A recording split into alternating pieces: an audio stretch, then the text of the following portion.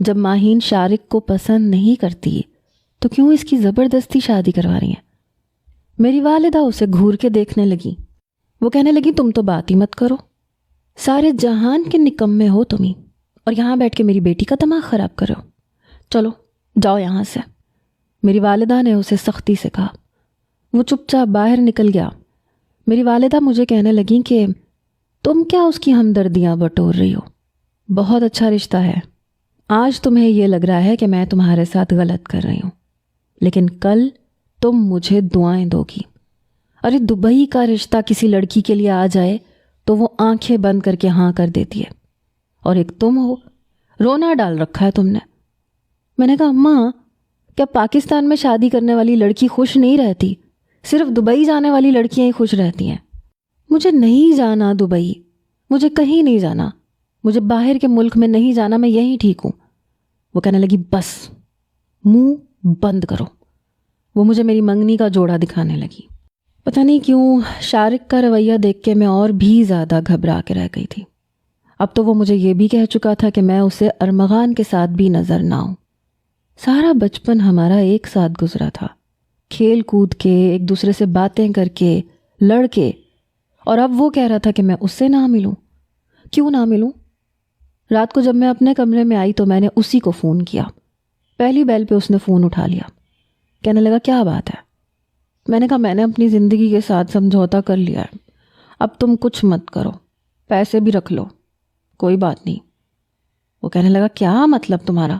ابھی ایک پلان ہے میرے پاس، تمہیں پریشان ہونے کی ضرورت نہیں ہے، اور وہ 100% کام کرے گا۔ میرے دل میں دوبارہ سے امید جاگ اٹھی۔ میں نے کہا دیکھ لو، میں تو اب تمہاری صلاحیتوں سے مایوس ہو گئی ہوں۔ وہ کہنے لگا سوال ہی پیدا نہیں ہوتا، ارے یہ پلان کام کرے گا۔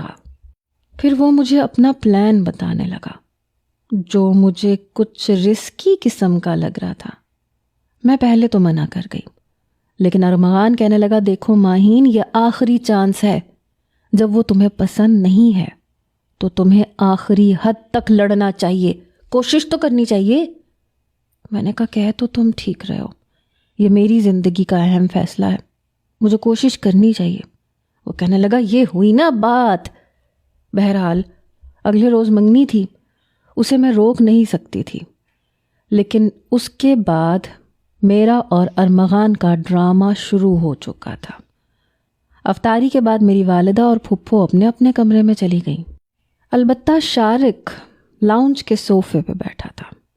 جب مجھے ارمغان نے آواز لگائی ماہین میرے کمرے میں آؤ، میرے کپڑے نکال دو پلیز، مجھے اپنے دوستوں کے ساتھ جانا ہے۔ میں کچن سے ہاتھ پہنچتی ہوئی باہر آئی، سیدھا ارمغان کے کمرے میں چلی گئی۔ شارق مجھے حیرت سے دیکھ رہا تھا۔ کمرے میں جا کے میں نے دروازہ بند کر دیا۔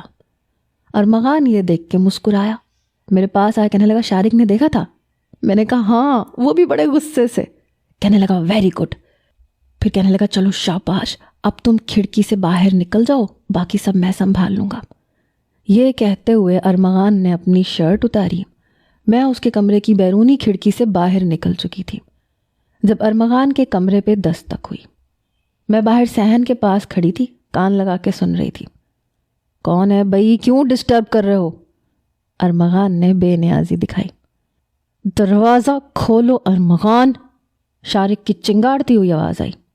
وہ کہنے لگا شارق بھائی 2 منٹ، ذرا پینٹ پہن لوں پھر دروازہ کھولتا ہوں۔ ارمغان کی بات سن کے میں نے منہ پہ ہاتھ رکھ کے ہنسی روکی تھی۔ ارمغان دروازہ کھولو، میں تمہیں چھوڑوں گا نہیں، شارق بپھر کے بولا۔ ارے ایسے کیسے کھول دوں، پینٹ پہن رہا ہوں، آپ کو شرم آنی چاہیے میرا دروازہ پیٹتے ہوئے، ارمغان نے کہا۔ تب تک میں بڑی خاموشی سے صحن سے ہوتے ہوئے لاؤنج میں آئی۔ شارق کی میری طرف پشت تھی، وہ ارمغان کا دروازہ پیٹ رہا تھا، بڑے غصے میں تھا۔ میں دبے پاؤں کچن میں چلی گئی۔ دروازے کے دھڑ دھڑانے کی آواز پہ میری والدہ اور پھپھو بھی اپنے اپنے کمرے سے باہر نکل آئیں۔ شارق بیٹا کیا ہو گیا ہے؟ ارمغان کا دروازہ کیوں پیٹ رہے ہو؟ وہ کہنے لگا مومانی، ماہین اندر ہے اور یہ کمینہ ارمغان کہہ رہا ہے کہ وہ پینٹ بدل رہا ہے۔ یہ سن کے میری والدہ کہنے لگی شارق تمہارا دماغ ٹھیک ہے؟ کیا کہہ رہے ہو تم؟ ہوش میں ہو؟